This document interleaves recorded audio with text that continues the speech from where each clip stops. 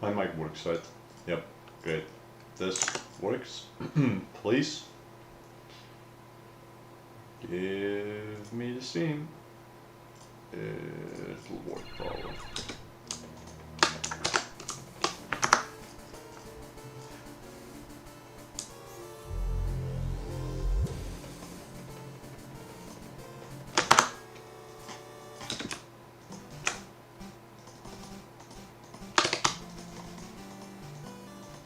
There's a reason why Pokemon has become the largest franchise in the history of entertainment. With expansive worlds to explore and hundreds of creatures to collect, it has captivated hundreds of millions, starting with the original generation. While still fun to play by yourself, in 2014 a man pondered what would happen if he tried to have thousands playing a single copy in tandem. Even though the idea is crazy in and of itself, the story becomes more insane from there, with infighting, betrayal, trolling, doxing, threats, and most importantly, teamwork, making it the biggest social experiment in the history of the internet. This is the legend of Twitch Plays Pokemon. Over the past 20 years, as the internet has matured, people have argued over if online communities are a force for good or evil, structure or chaos, purity or depravity, anarchy or democracy. You can say that the internet is a reflection of society in general, but with the added step of anonymity for people that choose to take part in this giant social experiment that is the World Wide Web. One group synonymous with the online world since its inception are gamers. Often ignored by the mainstream, they've congregated on forums, chat rooms, and comment sections as a place to speak their mind. People have often seen online gaming as a toxic environment. One round on Halo 3 on Xbox Live back in the day would make many give up on humanity, so the idea of trying to control this chaos would be impossible, right?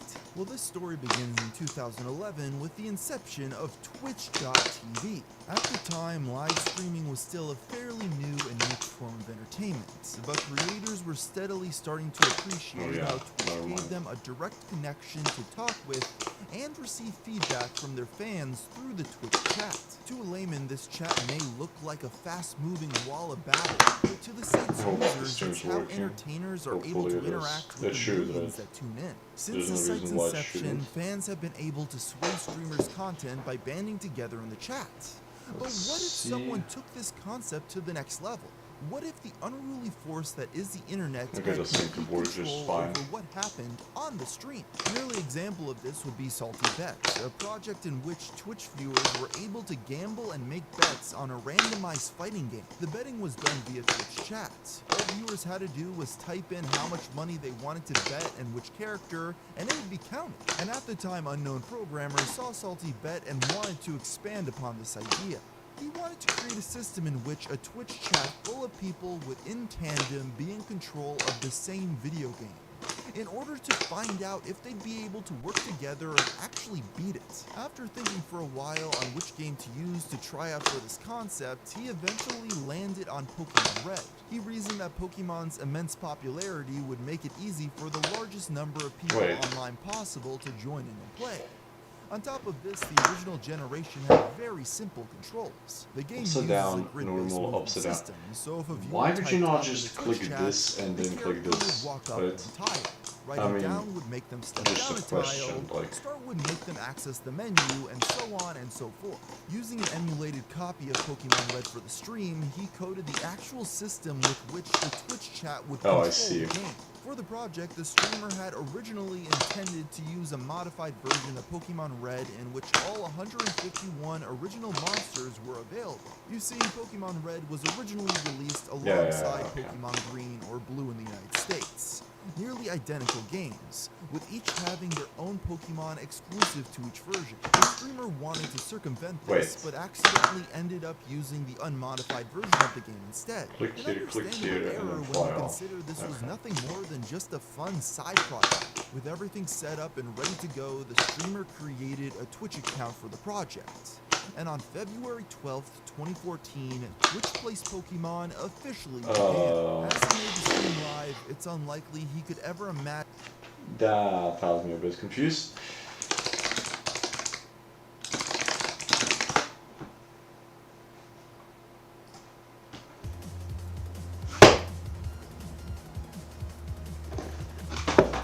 it has me extra confused because that's like not even the part I'm looking at.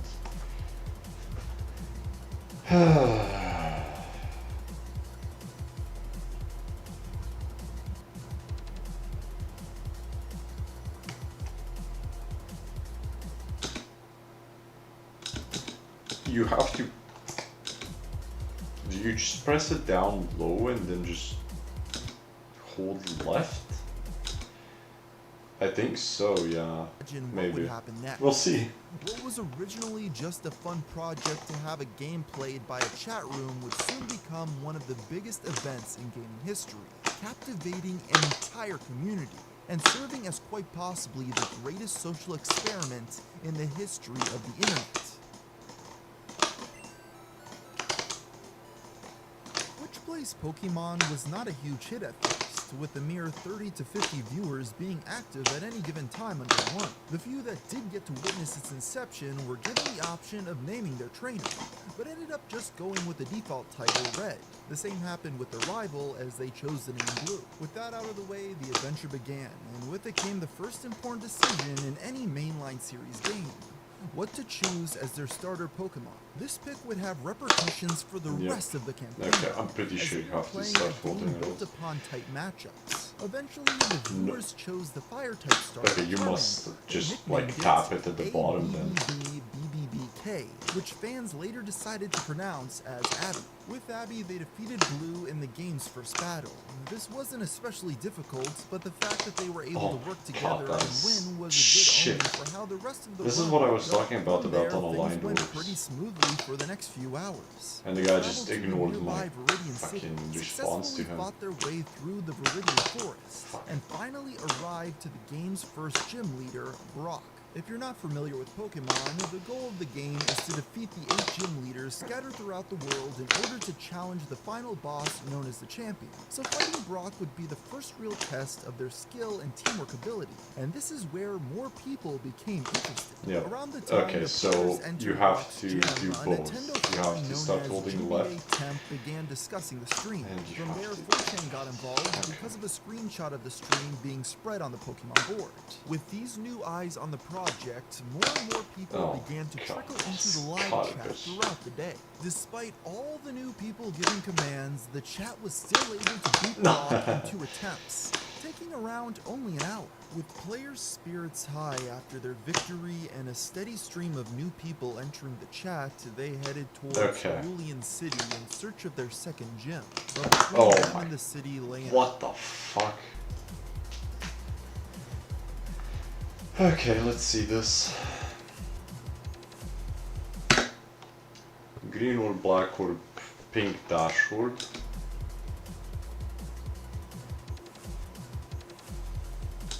Pink dashboard, jump over. Go to the pink dashboard's black orb.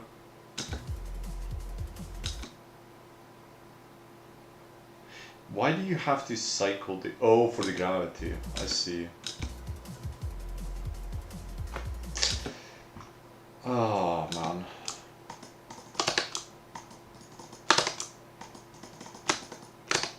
Wrong.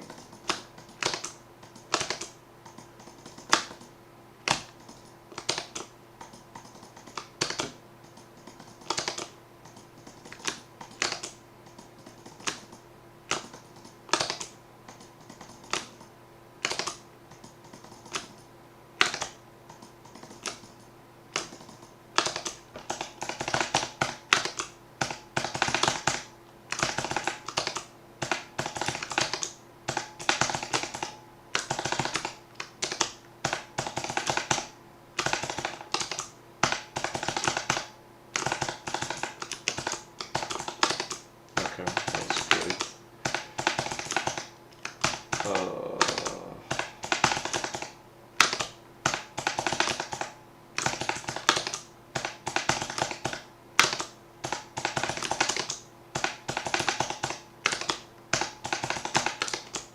I love how this guy told me to just practice the level where it's just impossible to practice most of the sections.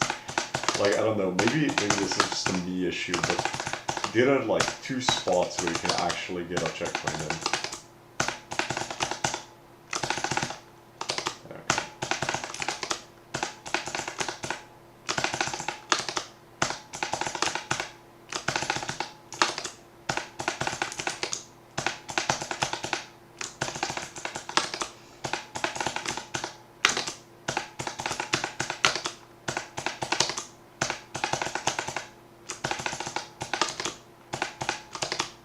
is why I hate this, because it's...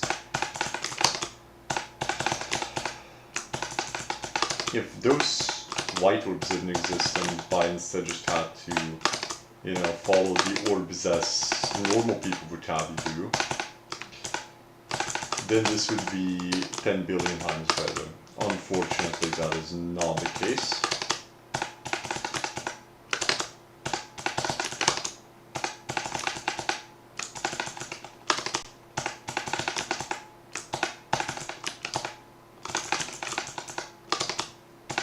Should I just not be pressing anything there? Like, I'm not even sure.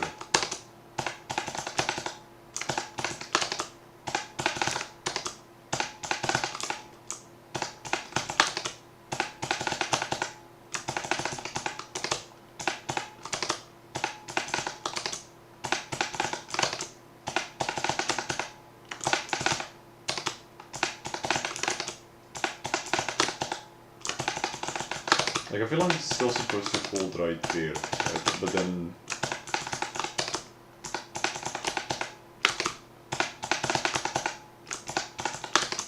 Yeah, if only people included their clicks in their fucking videos, you know?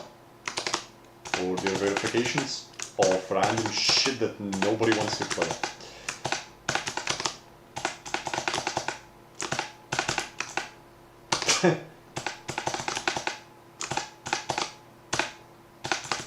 Yeah, okay, I don't think I'm supposed to really hold anything there, maybe.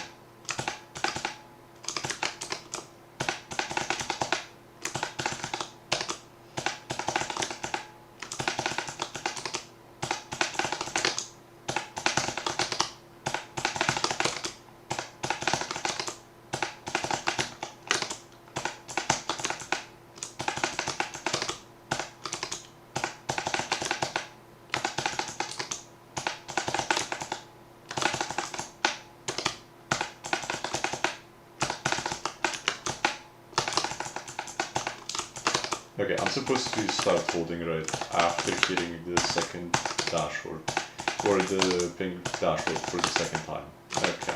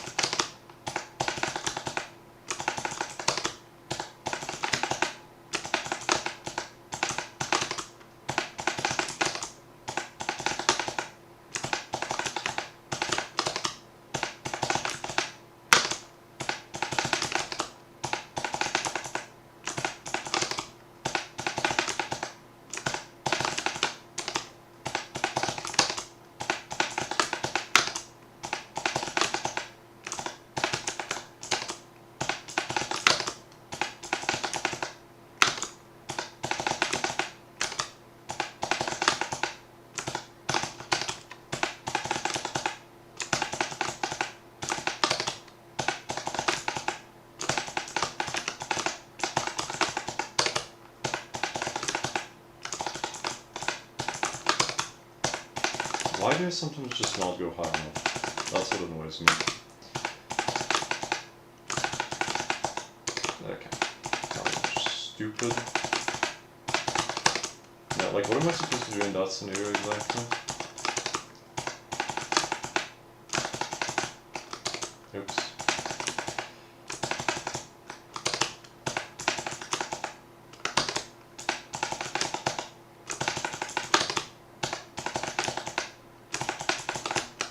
Oh my fucking god.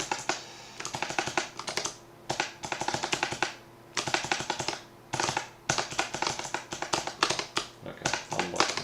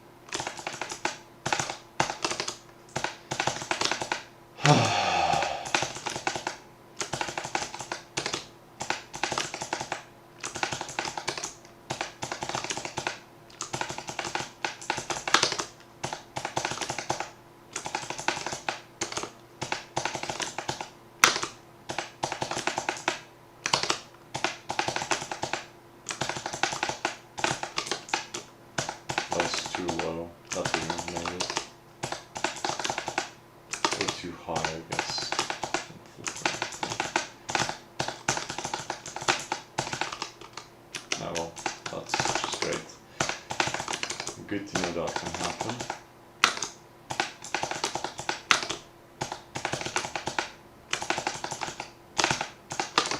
Okay, wait, let me just check this real quick. So,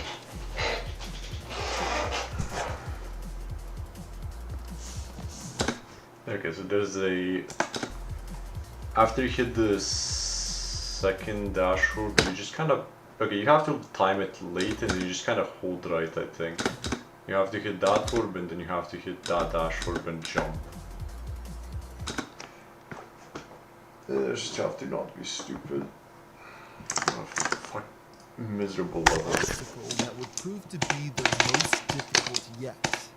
Mount Moon. On their first attempt inside the mountain, they were quickly overwhelmed by the wild Pokemon, causing them to black out and be booted back to the entrance after only half an hour. The players decided that Abby would not be able to handle the trek on her own.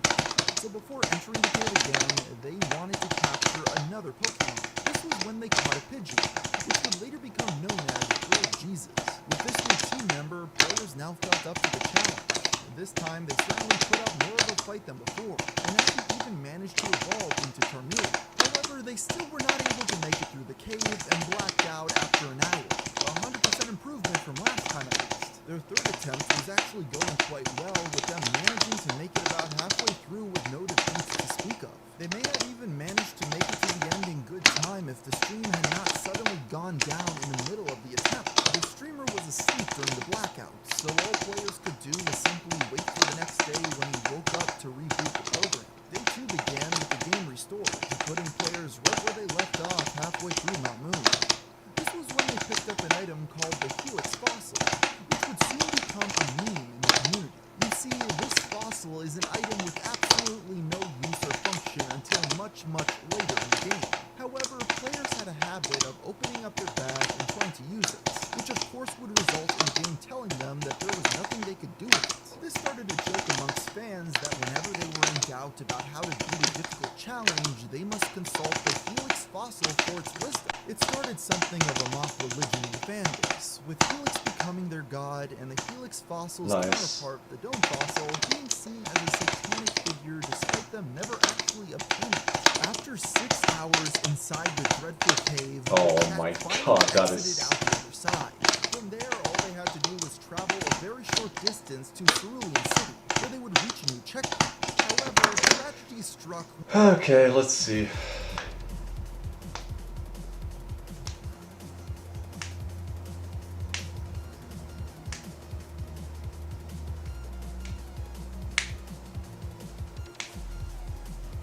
Oh my god, that is so long. Okay. So, first of all, we have this initial hold timing, switch gravity, and just keep on holding. First green dash orb, skip the second one, keep on holding upon landing. Oh my god, that is AIDS. Okay, then there's that. Just tap that, then repeat that timing. Down and into the tunnel, over that, and then just jump to the right.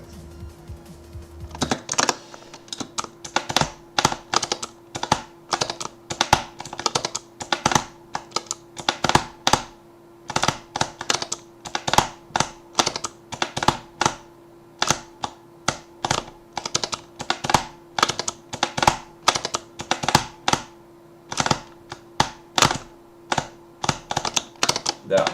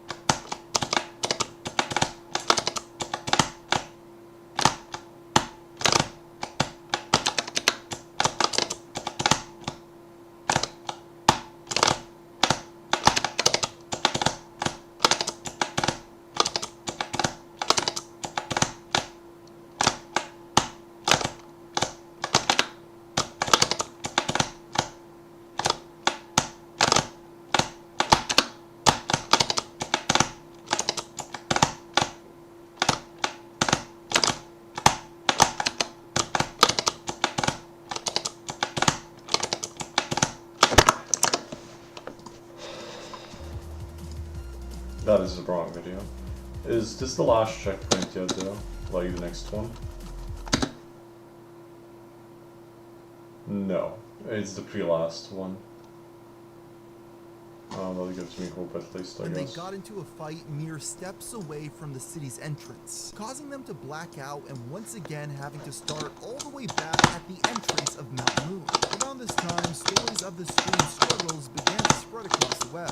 On top of 4chan, users of GameFAQs, and notably Reddit, began talking about this weird little experiment, with threads dedicated to Twitch Plays Pokemon popping up all over the place. This was the true beginning of Twitch Plays Pokemon's popularity, with over 3,000 new people entering the chat wanting to help them get through Mount Moon. Despite some difficulty with the character repeatedly going into and leaving the mountain during the last attempt, with their two Pokemon now at a much higher level, they managed to work together and get through the cave in under an hour, finally arriving in Cerulean City. The first thing they did in town was challenge the gym leader, Misty, but were quickly defeated as their fire-type starter was weak to water. In the wake of the defeat, players decided to travel north to Route 24 in order to catch some new party members to train. It was here that they were once again challenged by Blue, in a fight that many considered to be one of the hardest in the entire game. Despite their small team and overwhelming number of viewers giving commands at the same time, they were able to beat him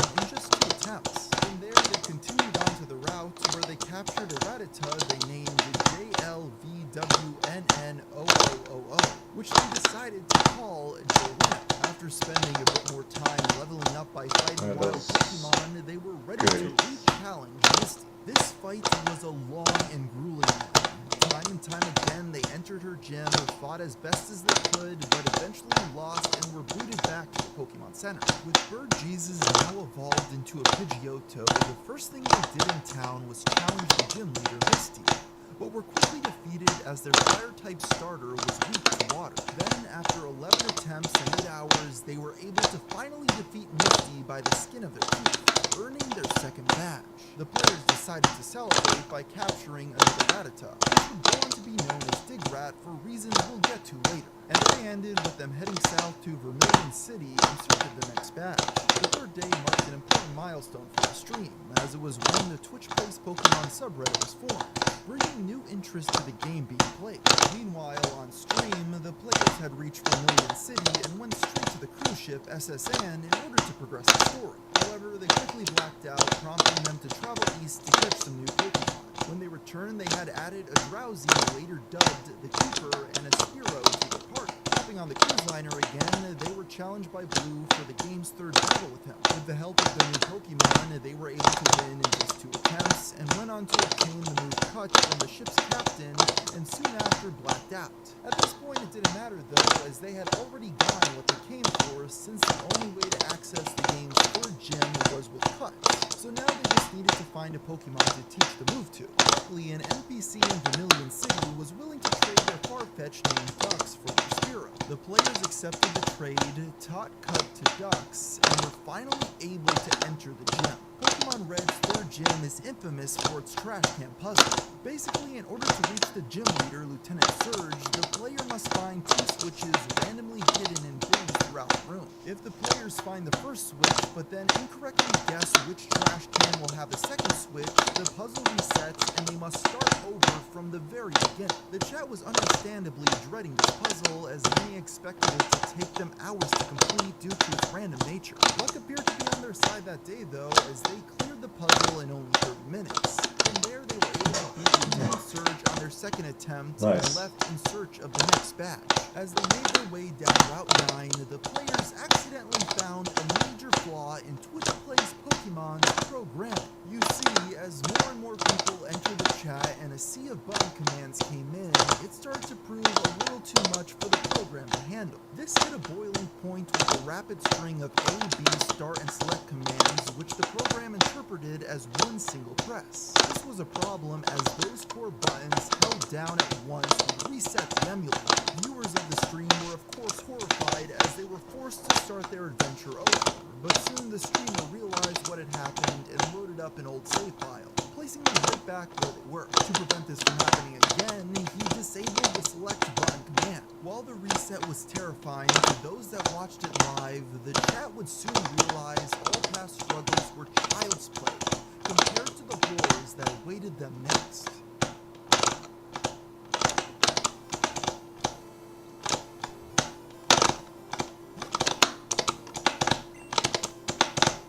Up until this point in the stream, players were focused on the challenges they'd face in the form of Pokemon battles.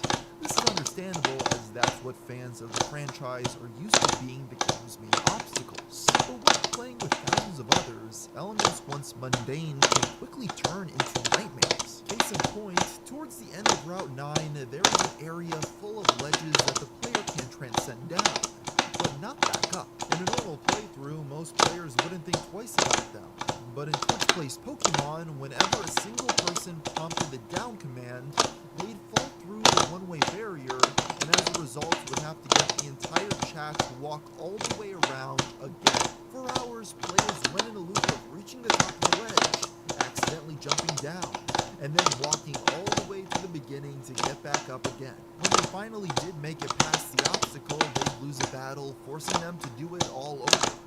In total, it took them a whopping 4 hours to clear this small section. It certainly didn't help that there were some people in the chat who weren't actually interested in making progress. Rather, they just wanted to cause chaos and keep the stream there for as long as possible to make earnest participants go insane. Despite that, players were eventually able to overcome the trolls and make it through, leading to the next challenge. You see, standing between the players and the next gym leader was a cave known as the Rock Tunnel. Unlike Mount Moon, this cavern had its own added challenge of being completely pitch black. In order to see in the darkness, they needed to have a Pokemon that was able to use the move Flash to illuminate their surroundings. However, they had no Pokemon that was able to learn it, forcing them to navigate the cave without being able to see in front of them. It goes without saying that this was a painful task. The chat had no choice but to blindly type in commands, hoping that they would go in the right direction. Some more proactive players on the subreddit chose to look at a map of the rock tunnel outside of the stream, in order to see the correct way out. But there were so many others just typing haphazardly that these efforts proved useless. It didn't help that they kept getting defeated in battles and blacking out, forcing them to start over and over again at the beginning of the cave. As if all this wasn't bad enough, trolls had discovered a new way to cause chaos in the stream, and this is where the... Okay, I'm lost again. So I hit that, and then it just jumps. It just jumps. Okay. Okay. Digrat Rattata mentioned earlier comes into play.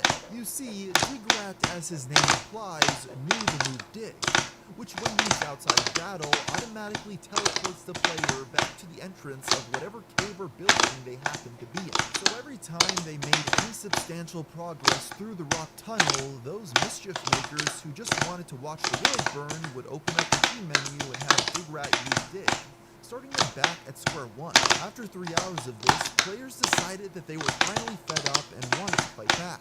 So they hit up the nearest Pokemon Center to access their PC, the game's storage system for Pokemon. After a short struggle, Digrat was deposited into the PC, giving the stream a fighting chance at actually getting through the mountain. It was still a monumental challenge, but through determination, trial and error, slowly leveling up their team, and sheer luck, they finally made it to the exit of the rock tunnel after a whopping 10 hours in the darkness. They arrived in the creepy nearby village of Lavender Town and immediately began making their way towards Celadon City, home of the 4th gym. On the way, during a random battle, Lord Jesus gained enough levels to evolve into a Pidgeot, and was quickly proven to be their most valuable Pokemon. When they arrived in Celadon City the next day, their first task was to go directly to the gym to challenge the leader, Erica. Unlike previous gym leader fights, which took at least 2 attempts to complete, the players were able to easily beat Erica in only about 30 minutes with Lord Jesus, who effortlessly demolished every single one for Pokemon due to his high level and type advantage. This was the one benefit of training in that cave for so long. However, this victory would quickly be overshadowed by the first major feud in the Twitch Plays Pokemon community.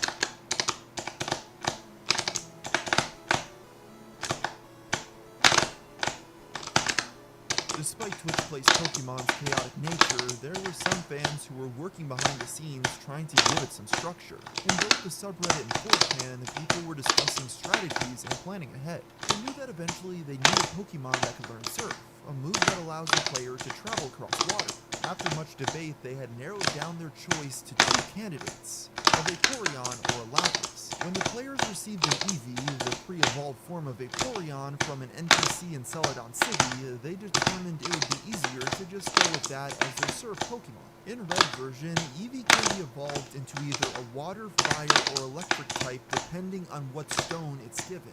So the water stone is what they needed to purchase. However, when they entered the department store to buy a water stone in order to get a Vaporeon, they ended up purchasing a fire stone instead, and blew the rest of their money on useless Pokedolls. Undeterred, the planners decided to go with their backup plan of a Lapras. They went to the Pokemon Center and booted up the PC in order to clear room in their party for when they would secure their new pocket monster. This is when they encountered another function of the PC that had not become a problem until now: releasing Pokemon. You must understand that in addition to storage, the PC also allows you to set your Pokemon free, deleting them from the game. So when they tried to do the ordinarily simple task of storing an unwanted Pokemon, in the end, two of their party members were released: the beloved Jay Leno and Abby. The loss of their starter Pokemon, the pal that in most playthroughs a trainer will keep to the very end of their journey, rocked the community, with the subreddit becoming flooded with posts grieving the loss. To add insult to injury, the Firestone was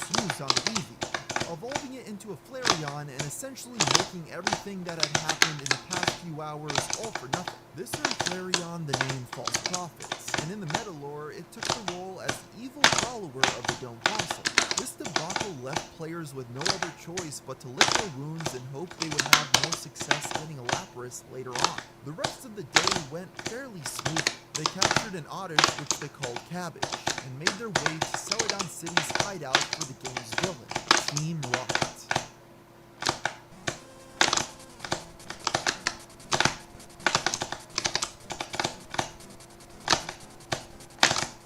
Day 6 was perhaps the most important in the entire run of Twitch Plays Pokemon. As players continued making their way through the Team Rocket hideout, they found themselves stuck while trying to navigate its notorious tile puzzle. Basically, the way it works is that the room is filled with 4 tiles, each with an arrow pointing in a different direction. When the player steps on one of these tiles, they will automatically travel in a different direction that the arrow is pointing until they either hit a wall or hit another arrow. This will cause them to begin moving in that new direction. At this point, the stream had grown into a phenomenon in the online world, and as a result, there were tens of thousands playing at the same time. So coordinating movement was pretty much impossible. This was a problem as the puzzle required players to step on specific tiles in a strict order to get through. Despite the best efforts of the most serious players and forward planners, nothing could be done to get past the tile room. And it seemed to some like this may have been the end of their journey, as they had finally found an obstacle they were unable to clear. After the chat spent almost a full 24 hours in this one building, the streamer decided that he had to intervene.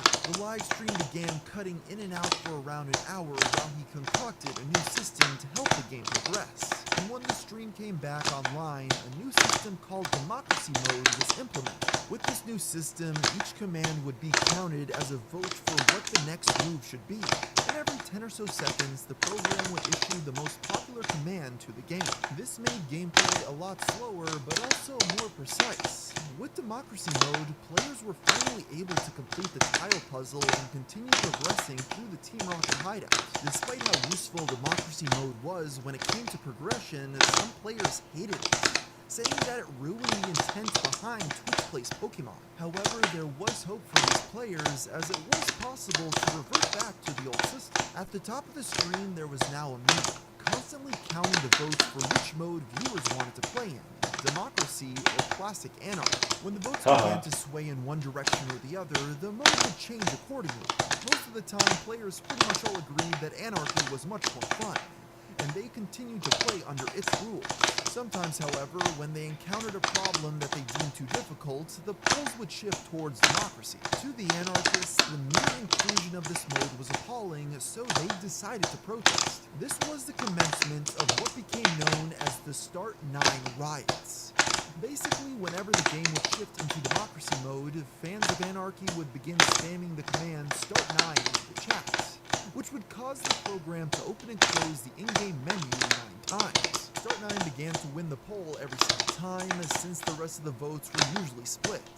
Despite democracy being implemented in order to make the game a bit smoother, these riots would grind all progress to a complete halt. After a full day of infighting between pro-democracy and pro-anarchy players, they finally managed to reach the end of the hideout and fight Team Rocket's leader, Giovanni. But during the battle, this infighting revved back up, causing them to lose the battle and start the Team Rocket hideout puzzle from the very beginning yet again. This left pretty much the entire community exhausted and frustrated, wondering if democracy mode would end up doing more harm than good. The next day, their second attempt at the Team Rocket hideout went much smoother, as they managed to reach Giovanni in under an hour this time. However, Digrad, who somehow ended up back in the party during the PC fiasco, struck again and ejected them out of the hideouts, forcing them back to square one. Soon they managed to reach Giovanni once more, and this time defeated him with the help of Dux and their MVP Burjesus. With the Team Rocket boss crushed, all that was left was to collect the needed key story item, the Sylph Scope, and they would be done with the hideout forever. As they walked up to it, though, the team Okay, let's see this.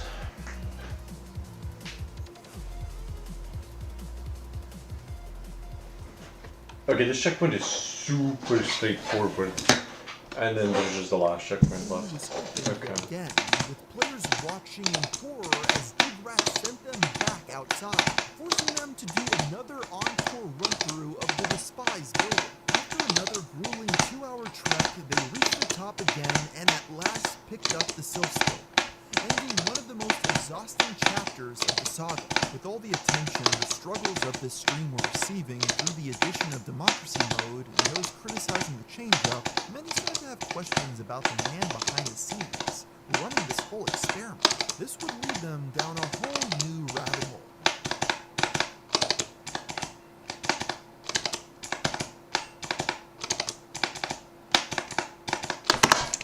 Oh, this stream is live.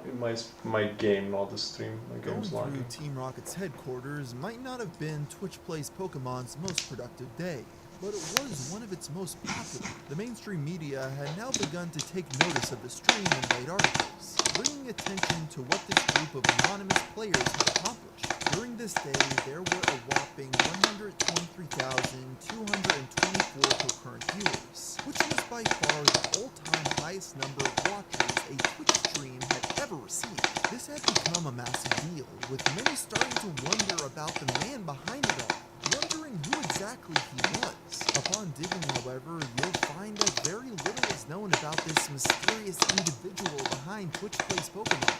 A surprising fact considering how popular his experiment had become. But over time, people were able to piece together a few minor tidbits about the man behind the stream. For one, since the streamer only seemed to be online in the middle of the night and also showed the clock on his computer screen once, people realized that he was Australian. Also, the fact that he was nostalgic for the first generation of Pokemon games made many surmise that he was in his 20s. And his technical abilities showed that he was a competent programmer who was working from home, which allowed him to operate such an experiment. Even though he appeared to be a homebody, that didn't mean the streamer didn't socialize with others on the internet. As the Twitch playthrough became more popular, he began to recruit volunteers to help him manage the increasingly hectic game and community surrounding it. Of these volunteers, one of the most notable was a man known as the Chef. So, my username is the Chef on Twitch Plays Pokemon, and I've been involved with Twitch Plays Pokemon as a participant since the Red days, back I believe in day 2000. Over time, the Chef was able to build up some credibility in the TPP community, allowing him to gain more responsibility with different aspects of the account required to run it 24/7. 2007. Things started out great, but over time, as he began to interact with the secretive streamer behind the scenes, he, along with many other moderators and developers, began to take issue with how they were being treated. But just seeing the amount of abuse he spewed out towards the other team members, it was just one random weekday. I went to go get some food. I came back and it looked like the overlay team, they were working on a new overlay, and they presented it to Streamer, and Streamer completely rejected the idea, didn't even want to review the brand new overlay, and instead presented his old one, which honestly, I'm not sure if you guys have seen a picture of it, but it's horrifying to the eyes. The attitude that the streamer showed behind closed doors had clearly irked me over time, and this stream overlay situation was the boiling point as it led to a feud between both him and the chef. Things became heated as people began taking sides, arguing if the streamer was ruining the project and fighting for control of the entire operation. This escalated to the next level when the streamer was accused of doxing the chef for questioning his judgment and sowing dissent. Enraged by what the streamer had done, the chef proceeded to go rogue on the Twitch Plays Pokemon livestream and call out the bad behavior in front of a live audience, telling the world that the streamer was responsible for him being doxed and swatted. Streamer, this message is solely for you. You made a huge mistake giving me an open mic on a live Twitch stream. You made this personal with me this morning, using my personal info to the subreddit, and also wanting not only to potentially come after me with legal action, but to go as far as swatting me. And don't believe me, there will be pictures of that being posted out everywhere. People will see how low of a shithead you actually are. It's absolutely disgusting. And what's even more disgusting is that you are so hell-bent and actually trying to destroy me that you're ignoring your staff in dev chat right now, telling you not to do this. With pressure rising and threats to reveal his identity becoming a very real possibility, the streamer made a public apology to calm down the mob and stepped down as operator of the livestream, though our sources indicate that the new operator was merely a puppet, with the streamer still calling the shots behind the scenes. As time went on, the outrage subsided, and eventually the chef quit the team to run the Overwatch event Friday Night Fights instead. Upon researching the story, I actually tried to get in touch with the streamer for myself, a task easier said than done. After asking around a bit, I was referred to a Twitter account who gave me a Discord username to send a request to. Then a few hours later, my friend request was accepted, and I was there DMing with the enigmatic man behind the livestream. While he was fine talking privately, I would soon learn that he suffers from social anxiety, making it difficult for me to convince him to break his silence and jump on a call for an interview. After well over a month of follow-up messages, as of writing, I have been unable to set up a call with this unnamed individual, and had no choice but to finish making the documentary without his untold side of the story. It's fitting really, as now it seems almost certain that the streamer will remain in the shadows for the rest of time. Regardless, the game must go on, as more challenges await No, the chat. no, oh my god, that was just fucking plain stupid. Something's not right here, wait. Oh wait, no, I'm upside down. Yeah, and then just a big jump at the end. Yeah, okay.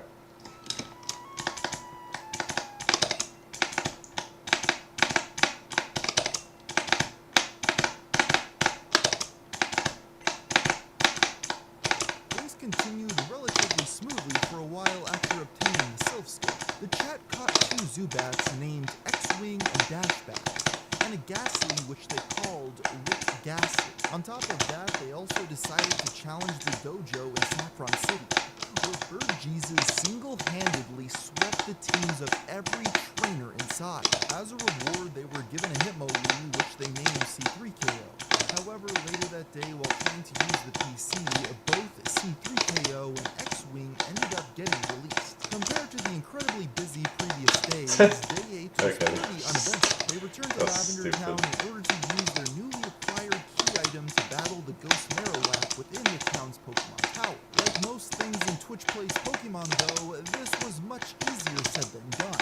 Once again, the problem was Digrat, as he continued to do what he did best and dug them outside the structure. Not only that, but pretty much their entire team lacked attacks that were able to damage Ghost-type Pokemon, resulting in a number of defeats and blackouts. After nearly 22 hours making very little progress, it was starting to look like a repeat of the Team Rocket hideout debacle. This is when Digrat saw a bit of a redemption arc. For days, its dig move had been a massive headache for players. However, in Pokemon Tower, it turned out to be a huge blessing because in Pokemon Red, the only Ghost-type Pokemon are also Poison-type, which is weak to Ground-type moves such as Dig. Not only that, but Digrat's normal typing made him immune to Ghost-type moves, turning him into their secret weapon against these Okay, ghouls. there we go. With Digrat's help, the tides were turned. There we go. Last checkpoint, right?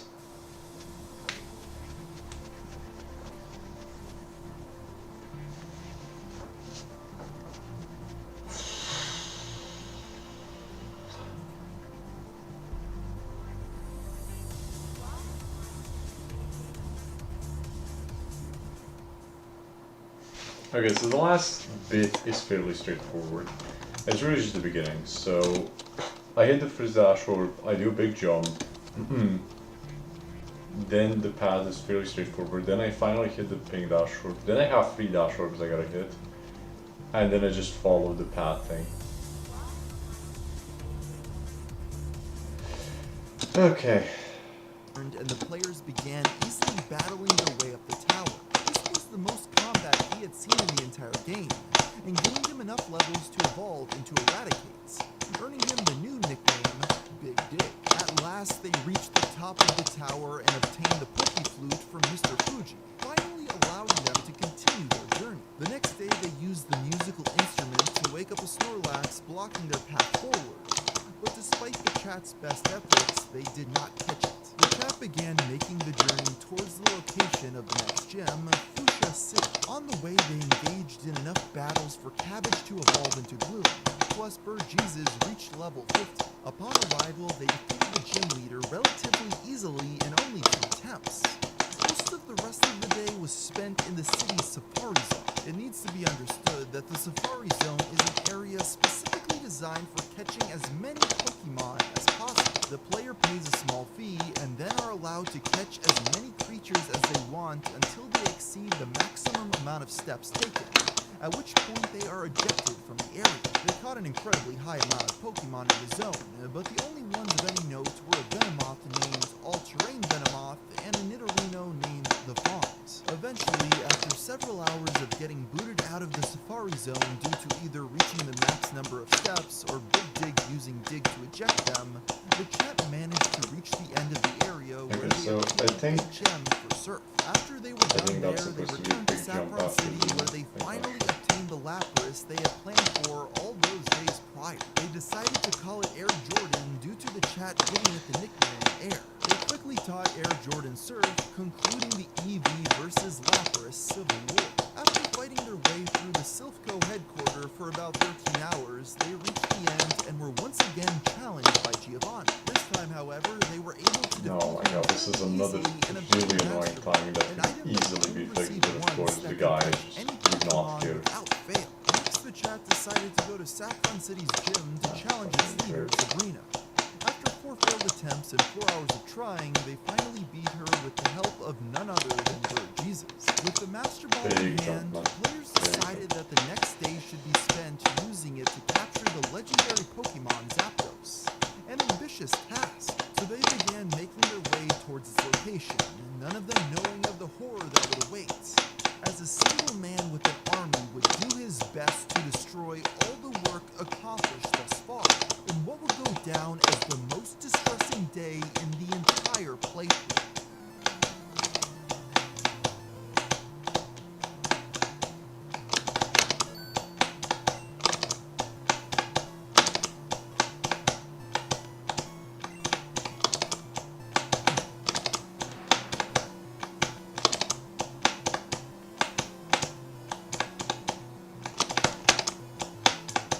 As the chat was heading towards Zapdos, elsewhere on Twitch, an up-and-coming live streamer known as Destiny was hatching a scheme of his own as he watched thousands come together to beat Pokemon Red. Steven was fascinated by the experiment taking place and wanted to be a part of it for himself, though his goals were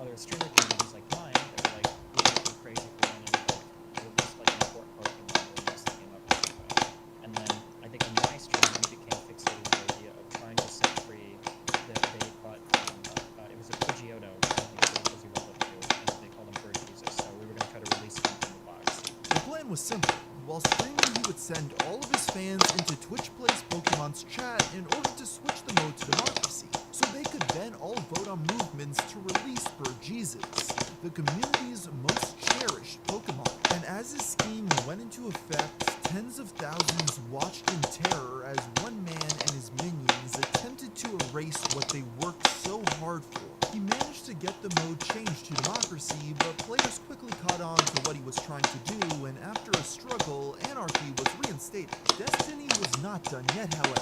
He and his fans decided to stand down and wait for the right opportunity to strike again. Meanwhile, players arrived at the power plant, the home of Zapdos. Their plan was to use the Master Ball to capture it, and surprisingly, unlike pretty much every other plan they had made previously, this one actually went off without a hitch. They nicknamed him AA-J, and he was automatically sent to PC storage since their team was full. It was pretty much unanimously agreed on by players that they wanted Zapdos in their active party, so they made their way to the nearest Pokemon Center to rearrange their team. This was when Destiny and his followers began their second attack, turning what should have been a simple use of the PC into a 9-hour struggle, known in the Twitch Plays Pokemon community as Bloody Sunday. As they opened up the team menu in the PC, Destiny's fans quickly jumped into the chat and began forcing the cursor towards the release of various Pokemon. It quickly became clear that their numbers were too great for them to be stopped entirely, so players had to settle for just keeping them away from Burjesus. On that day, many Pokemon ended up getting released, though Burjesus was saved. Most of these were Safari Zone captures, but tragically, 3 favorites were lost in battle: Cabbage, Ducks, and the recently redeemed Big Dig. Ducks was perhaps the biggest loss of the day, as he was the only one of their Pokemon that knew cuts.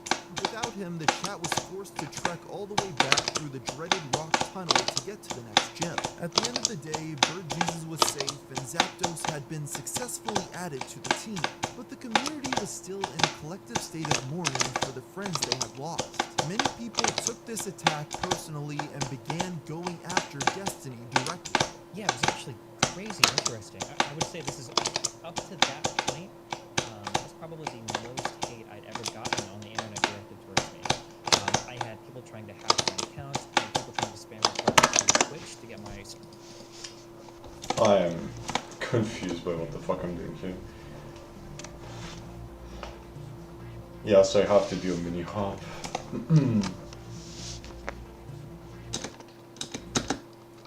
Then a long hold, mini hop, long hold. Mini, long, long, and then just follow the path. Oh man. Stream ban. I had people that were just saying all sorts of crazy things on the internet, saying I was a horrible parent, that I should use my child. People were like sending crazy messages to me on Reddit, on Twitter. Yep, that was it. Yeah, everything. Yeah, people were basically just like their whole lives were, I would say their whole lives, but it seemed like there was a large amount of people who had a sizable amount of time dedicated to trying to destroy me in a possible way over like Twitch Plays Pokemon. It was super crazy at the time. Broken and depressed, they began to make their way back and prepare to once Can again you navigate through the dark. please load? Please, I want to play the fucking game. I don't want to lag randomly, man. I need my FPS counter. Thank you.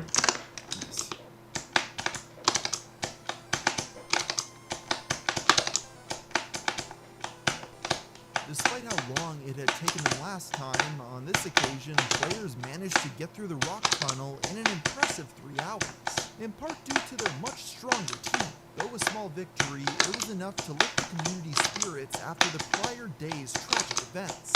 But their adventure was not even close to being over. To get to the 7th gym on Cinnabar Island without having to move fly or cut was by revisiting the town they started the game in, Pallet Town.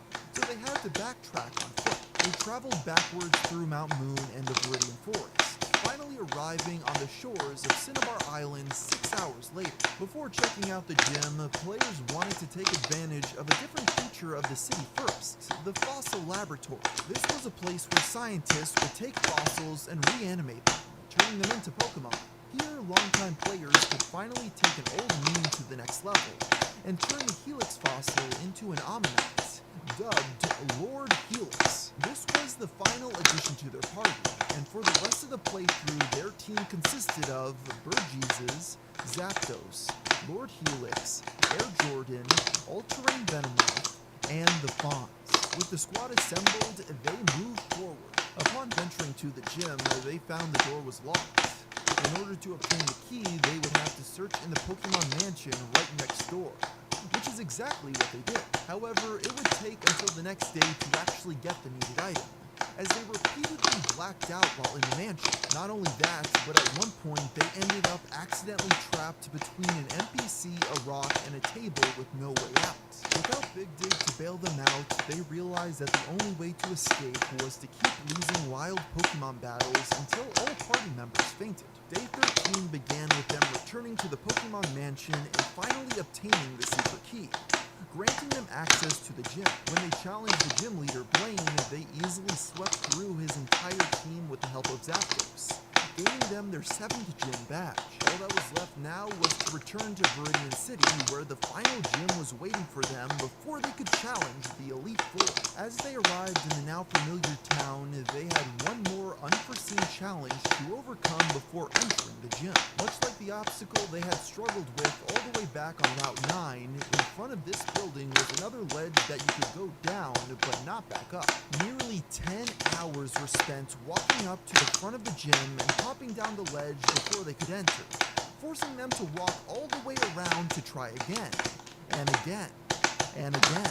Eventually, though, through either teamwork or sheer luck, they managed to enter the gym and challenge its leader, Team Rocket's very own Giovanni. On their first attempt battling him, they lost, forcing them once again to make it past the ledge. This time around, however, they managed to clear it on their first try, and re-challenged Giovanni immediately. On the second attempt, they were able to achieve victory by having Burjesus spam the move Sand Attack on his Rhyhorn, lowering his accuracy and rendering him incapable of landing a single attack. With that, they had earned their final badge, and it was finally time to travel through Victory Road and go up against the game's final trainers. On the chat's way there, they were challenged again by their old rival, Blue. Despite beating him in 2 attempts, players decided that their team needed to level up a bit more before challenging the Elite Four. So they returned to the Pokemon Mansion and began grinding by battling wild Pokemon after wild Pokemon. After 7 hours of this, they decided that they were ready and returned to Victory Road. However, it seemed as though they weren't as well equipped as they thought, and blacked out after 4 hours. To make matters worse, since the last Pokemon Center they had used was on Cinnabar Island, they were sent all the way back there after losing. Rather than get discouraged, players considered this a blessing in disguise as they returned to the Pokemon Mansion to grind levels again for another 6 hours. During the second training session, Lord Helix evolved. Feeling that this was a sign, they decided that they were now truly prepared, and once again made the journey back.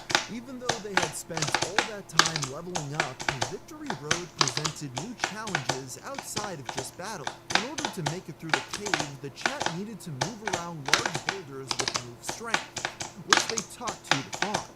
Much to the frustration of anarchists, the decision was made to switch to democracy in order to handle the precision required for the rock-moving puzzles. Then, at last, after almost 13 hours of traveling, they made it to the other side and entered the Pokemon League, ready to face their final challenge. If they could pull this off, all their struggles would have been worth it. From the start, their fight against the Elite Four was rough. For those unaware, the way the Elite Four works is that the player must defeat all of them in a row and win the champion, without being defeated once. If a player blacks out, they must start all over. Their first challenge was against the Ice-type trainer, Lorelei. On their 4th try against her, they were finally able to come out victorious. Next, they moved on to Bruno, the Fighting-type trainer, which they actually managed to defeat on their first attempt. Then came Agatha, the strongest Ghost-type opponent in the entire game, which became apparent when she destroyed them. sending them back to the start. Surprisingly though, on their next attempt, they were able to easily beat Lorelei and Bruno and managed to beat Agatha, leaving only one Elite Four member between them and the champion. Things were looking bleak in this fight, as the Dragon-type trainer Lance began quickly taking down the player's team one by one. In the end, each trainer only had one Pokemon left. Lance had a Dragonite, and the chat had All-Terrain Venomoth. Against all odds, and despite being more than 20 levels lower than their opponent, Venomoth was miraculously able to achieve victory. Finally, it was time to face the champion, Blue. When they challenged Blue this first time, they really didn't stand a chance. They tried their best, but since All-Terrain Venomoth was their last Pokemon standing and had already been weakened from the fight, their loss was more or less inevitable. They then spent the next 7 hours or so losing over and over to various members of the Elite Four, each time failing to make it back to Blue. No matter how many times they were forced to restart, they kept getting back up and trying again, hoping that things would go well for them the next time. As the chat began getting tired, they successfully defeated Lorelei, then Bruno, then Agatha, and then Lance. Finally, after days inside the Pokemon League, it was time to challenge Blue yet again with the full team. The battle was tough, but in the end they were able to pull through, with the final move being Zapdos using Thunder on Blue's Blastoise. The champion didn't stand a chance. After 17 long days and over 90,000 viewers watching live, the credits rolled on Pokemon Red, with Twitch Plays Pokemon Generation 1 coming to an end.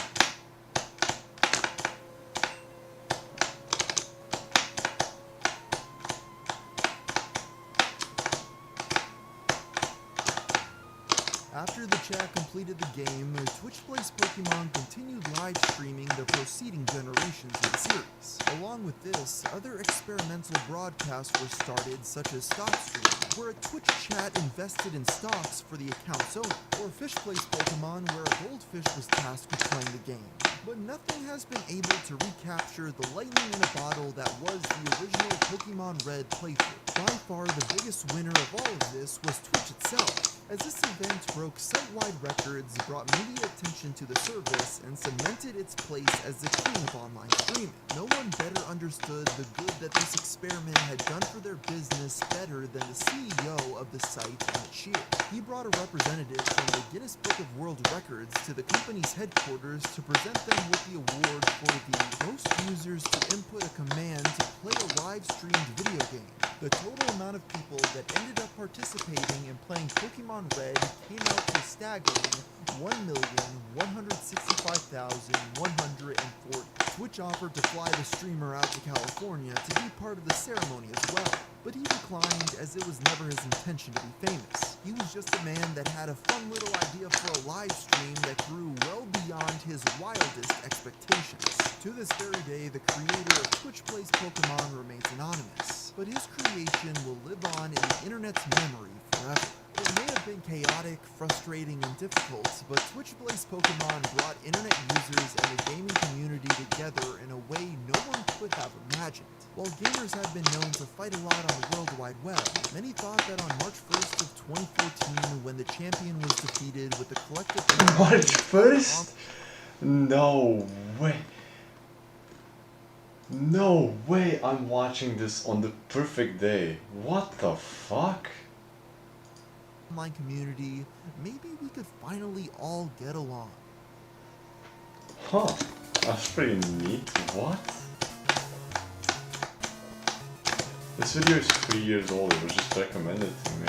That's perfectly 10 years though. I mean, I guess it makes sense it's recommended. It was probably recommended precisely because it has been 10 years, but wow.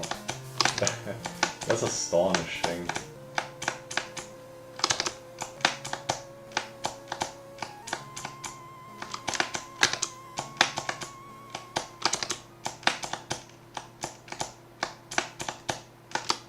Now if I could just beat this in the next 2 minutes, that would be optimal. I love Twitch Plays Pokemon. You know what, sure, let's watch the next video as well. With Let's thousands skip of other on that. parasites in Twitch chat. So imagine the joy on my face when niche internet celebrity Doug reached out to me in my incredible incredibly intelligent community to take part in a Twitch Plays Pokemon tournament. 7 of your favorite creators and Point Pro are going to race to see who can beat Pokemon Crystal the fast. Just kidding, we only have to beat the first gym. I mean, could you imagine how crazy it would be if we had to beat the whole game? Given the original run, I felt like I had a pretty good idea on how this was going to go. This is going to be hard because now we need downs. And sadly, I was correct. It took us 20 minutes to get outside of the house. Any starter works. The first gym leader is flying, so preferably not Chikorita. Luckily, this run didn't matter. It's the practice run. Then Doug called all the competitors and laid down the rules. Once we all count down and say go, we will all start the code simultaneously. I'm staying true. Even if I don't win, I'm staying until my chat does it. And our Twitch Plays Pokemon run has officially begun. Ick. Alright, the journey of Ick, the Pokemon trainer who never ran into a single inconvenience. Oh, I forgot about the stairs. Okay. Down. Hey, oh my god, the practice helped. Things were looking better as it only took 10 minutes this time to leave the house and make it into the lab to collect our first starter, who we all hoped wasn't Chikorita. Wait, what? Cyndaquil? My favorite part about the original Twitch Plays Pokemon was how clever you had to be when it came to nicknames. You would be presented with a letter from the Zodiac Killer, which somehow pulled Bird Jesus out of it. But now, it was our turn. Pisser! Alright, Pisser joined the team! Yep, Pisser. Pisser the Cyndaquil. We eventually left the first town, battled a few enemies, typically running away before we could even get the experience from them, but my initial plan was to farm in this first route, grind levels, and then hopefully sweep through the rest of the challenge. Unfortunately, I did not realize what would Nice. happen if Pisser happened to faint. Well, there we go. Just a little bit under an hour. We know we're in here. We're in here. Why? And that's true time as well, because Yes, things could be going better. I didn't even practice the level, so. 5,000 parasites thought about making progress, yet constantly fell short. We did everything we could to make it to this one ledge, but attempt after attempt after attempt after attempt, it was starting to get hopeless. At this time, I started to learn that multiple challengers were in the next town, some even in the town after that. And then Yeah, there's that was me. a pretty slow victory. Left. I mean, a I lot tried of these everything, people even use the ASMR. way thing works, but you know, Just like life. I won't complain. And we didn't even make it to Oh, the next town. 2 levels Everyone left. spam, Okay, down a new to level the got first later. Who screen. cares, you know? We're gonna black out again, but thank God Citron can't see as well. We I'm were done. starting to lose all hope as it looked like we were What? Did you see that?